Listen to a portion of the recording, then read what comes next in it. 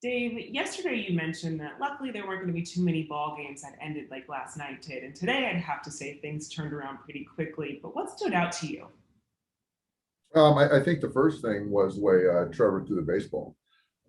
He was in control the entire game. Left a couple pitches up late in that seventh inning.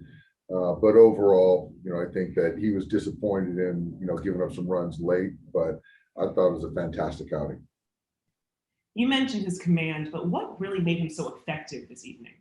I think tonight he just sequenced well. He and Will Smith worked really well together. The sequencing, the fastball command, being able to shorten the breaking ball, strike the slider, cutter, kept those guys off balance all night. Got a lot of swing and miss, 8 punch, something like that, 9 punch. I just thought he was in complete control. Gavin Lux had some big plays defensively and offensively. You've said his clarity is something that stood out to you, but when you see these moments, does it make you get excited? Yeah, absolutely. Gavin's, like we've talked about, he's been in a good place all spring, and he's continued. So it's really good to see him off to a good start on both sides of the ball. And just tonight, for me, what really stood out is that leg single. I just love the way he got down the line and started an inning for us.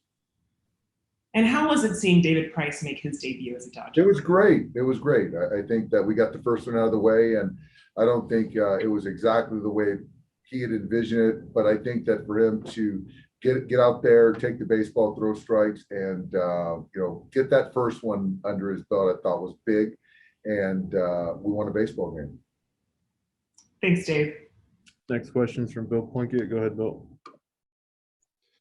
Yeah, Dave, was it any coincidence that Trevor made those mistakes after he had to run the bases, something he's not used to? There might be something to that. I don't think that we can kind of, guard against it, but pitchers aren't used to being out there. He's at altitude and on his feet. There's a routine that pitchers typically have in between innings. He didn't have that. But I know Trevor's not going to make an excuse, but, certainly that next inning, we saw what happened following him run the bases down. Did you let your guard down and get comfortable with a 10-0 lead in the seventh inning at Coors Field? No, I played here enough, managed here enough that, no game is out of reach. We rode Trevor until we felt that, we had to get somebody else in there, and we did that. So I don't think that we can ever be guilty of, having our guard down here. Didn't think so. Thanks, Dave. Thank you. Next question is from Brooks Smith. Go ahead. Hey, Dave. Any plans to add the Rally Cat to your taxi squad?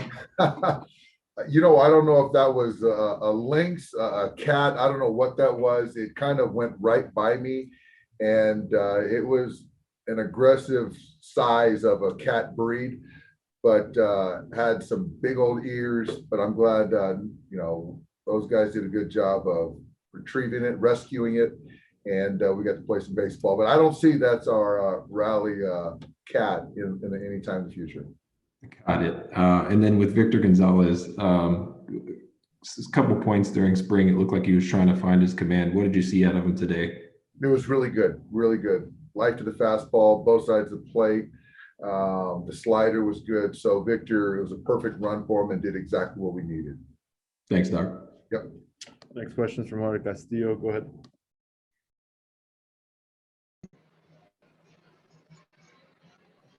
Jorge. Go ahead. All right, do you hear me now? Yeah, we do, Jorge.